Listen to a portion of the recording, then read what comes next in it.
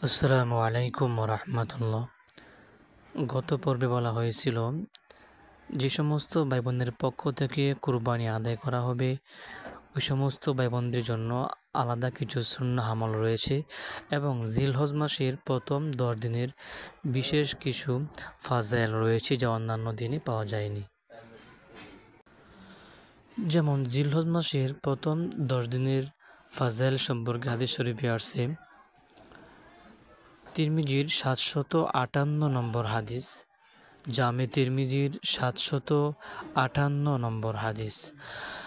عن أبي هريرة رضي الله تعالى عنه عن النبي صلى الله عليه وسلم قال হযরত আবু হুরায়রা রাদিয়াল্লাহু তাআলা আনহু থেকে বর্ণিত তিনি বলেন, মা মিন আইয়ামিন আহাব্বু ইলাল্লাহি আইয়ুতাআব্বাদা লাহু ফিহা মিন আশরিল হিজ্জাতি আদিলু।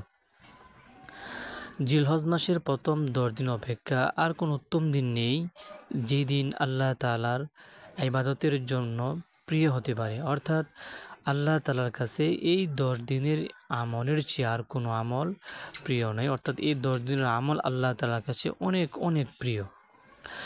যেমন হাদিসের পরের অংশে বলা হয়েছে, ইয়াসিমু কুল্লি ইয়াউমিন মিনহা বিসিয়ামি সানা।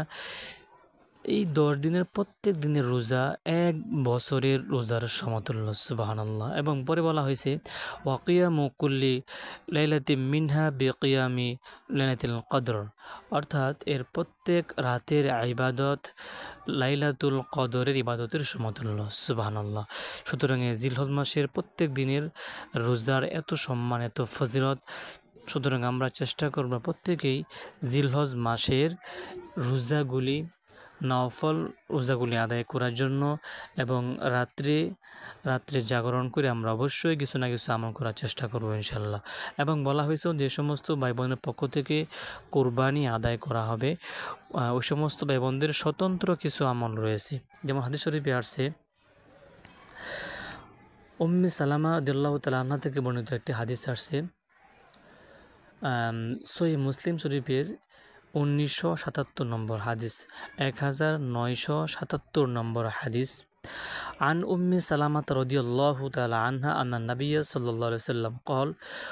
হযরত উম্মে সালামা রাদিয়াল্লাহু তাআলা আনহা থেকে বর্ণিত, নবী করিম সাল্লাল্লাহু আলাইহি ওয়াসাল্লাম ইরশাদ করেছেন, ইযা দাখালাল আশরু, যখন জিলহজের প্রথম দশক শুরু হয়, ওয়া আরাদা আহাদুকুম আইয়ুদাহিয়া, আর তোমাদের মধ্যে যে কুরবানি করার ইচ্ছা করে, ফালা ইয়ামাসসা মিন শা'রিহি ওয়ালা বাশারিহি শাইআন, ফালা ইয়ামাসসা মিন শা'রিহি, সেজন্য তার চুল, ওয়ালা বাশারিহি শাইআ, এবং শরীরের অন্যান্য অংশ যেমন নখ, মোচ, গুপ্তাঙ্গের পশম ইত্যাদি স্পর্শ না করে, অর্থাৎ না কাটে। এটা ওই দিনের আগে যদি কেটে থাকে তাহলে কাটতে পারে, চাঁদ দুটার পর আর না কাটা, পরিষ্কার রাখা, তারপরে ঈদের পরে কাটা।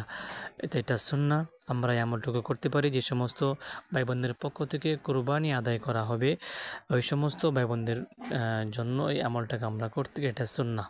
আমরা অবশ্যই চেষ্টা করব যে সমস্ত ভাই বোনদের পক্ষ থেকে কোরবানি করব আমরা, যেহেতু এই কাজটা আমাদের কোনো কষ্টের বিষয় না, আমরা চেষ্টা করব এই কাজটাও যেন আমরা এই সুন্নতটা আদায় করতে পারি।